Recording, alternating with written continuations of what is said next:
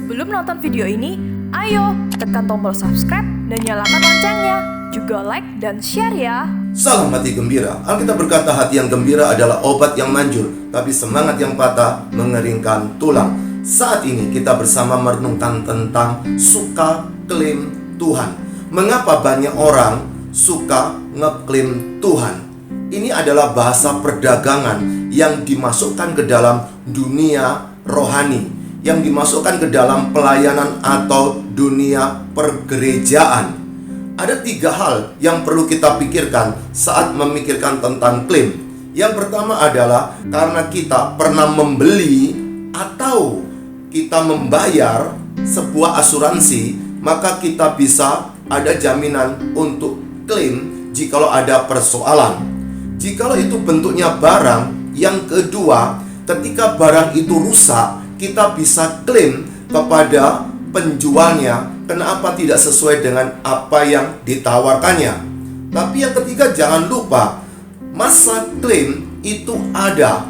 Tidak bisa sesukanya selama hidup, tetapi ada rentang waktu berapa lama kita bisa klaim jikalau ada ketidakpuasan.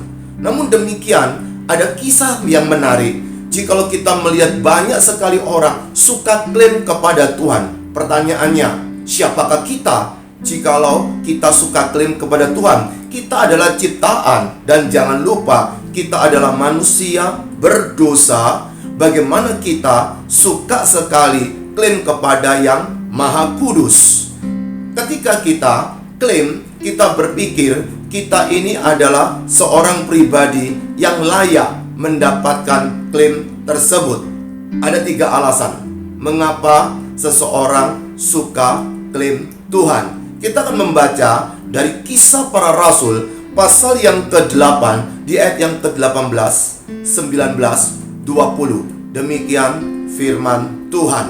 Ketika Simon melihat bahwa pemberian Roh Kudus terjadi oleh karena rasul-rasul itu menumpangkan tangannya, ia menawarkan uang kepada mereka serta berkata, "Berikanlah juga kepadaku kuasa itu, supaya jika aku menumpangkan tanganku di atas seseorang, ia boleh menerima Roh Kudus." Tetapi Petrus berkata kepadanya, "Binasalah kiranya uangmu itu bersama dengan engkau, karena engkau menyangka bahwa engkau dapat membeli karunia Allah dengan uang." Dalam pembacaan ini ada sebuah kisah menarik ketika orang-orang Kristen di Yerusalem dianiaya dan mereka menyebar. Salah seorang bernama Filipus, kemudian dia melayani di satu kota bernama Samaria. Di situ berjumpa dengan seorang Simon penyihir. Dan ketika Filipus melayani, singkat cerita, si Simon penyihir ini bertobat dan mau dibaptis. Dan berita ini terdengar sampai ke para rasul yang masih ada di Yerusalem. Kemudian datanglah 2 orang rasul. Lalu mereka berdoa. Kemudian mereka menumpangkan tangan dan Roh Kudus turun atas mereka. Nah, disitulah si Simon penyihir lalu memikirkan sesuatu yang menjadi kebiasaan di dalam kehidupannya selama di dalam pekerjaannya. Ada 3 hal yang bisa kita pelajari mengapa seseorang itu suka klaim Tuhan. Yang pertama, karena mental dagang. Perhatikan, di ayat yang ke-18 dikatakan sebagai berikut. Ketika Simon melihat bahwa pemberian Roh Kudus terjadi oleh karena rasul-rasul itu menumpangkan tangannya, ia menawarkan uang kepada mereka. Diawali dari sebuah pengamatan, melihat ada sesuatu yang terjadi, maka muncullah keinginan.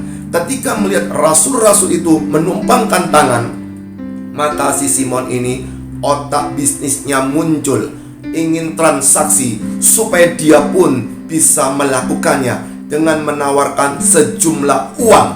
Dengan bahasa lain, dia ingin membeli kuasa tersebut. Itulah mental dagang. Berapa banyak dalam pelayanan ini ketika dipengaruhi oleh latar belakang seseorang yang suka klaim di dalam dunia perdagangan, kemudian itu dimasukkan ke dalam dunia pelayanan, dan yang kena klaim adalah Tuhan. Bukan cuma Tuhan, kadang-kadang kita bisa klaim gereja. Kami sudah memberikan uang melalui persembahan, bahkan melalui persepuluhan. Kenapa gereja tidak bisa melayani maksimal untuk kami ini?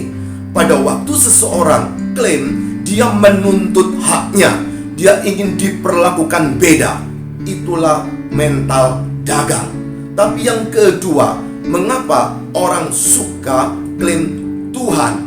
Di ayat yang ke-19 dikatakan, serta berkata, berikanlah juga kepadaku kuasa itu, supaya jika aku menumpang tanganku di atas seseorang, ia boleh menerima Roh Kudus. Yang kedua, yaitu merasa berkuasa.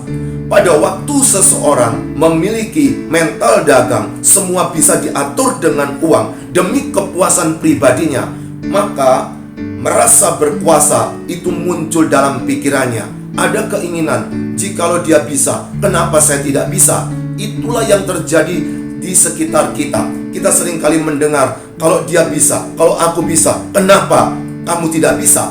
Kalau dia bisa, kenapa saya tidak bisa? Maka pada waktu dalam dunia pelayanan, tidak bisa kita menginginkan sesuka kita apa yang kita kerjakan. Kita seringkali ngeklaim kita punya kelebihan daripada orang lain. Maka ketika kita klaim, seakan-akan Tuhan ikut atau Tuhan menjadi patuh kepada diri manusia yang berdosa ini.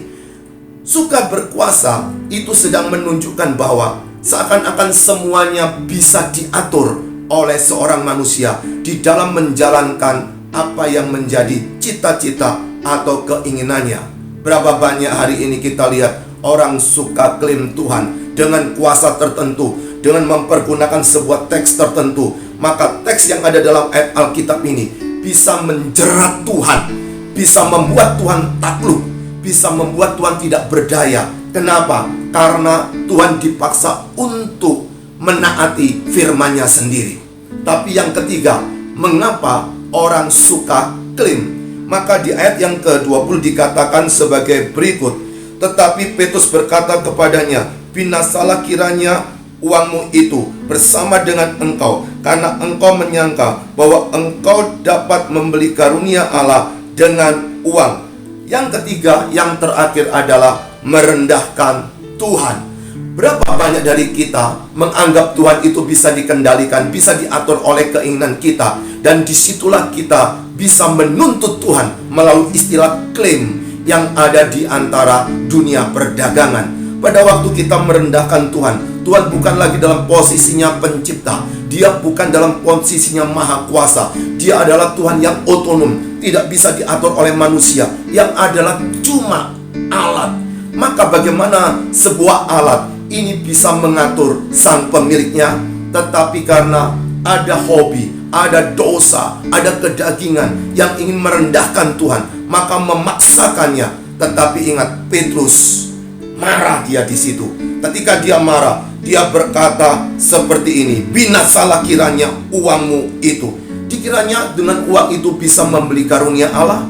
Maka dari itu hari ini ada 3 hal yang perlu kita renungkan tiap hari ketika kita menuntut Tuhan melalui teks ayat Alkitab yang kita baca, ataupun kita mendengarkan khotbah seseorang yang terbiasa suka bicara tentang klaim dan klaim. Yang pertama, ingat, mengapa orang suka klaim? Karena dia punya mental dagang.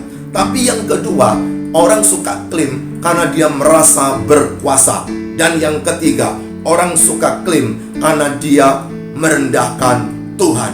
Salam hati gembira.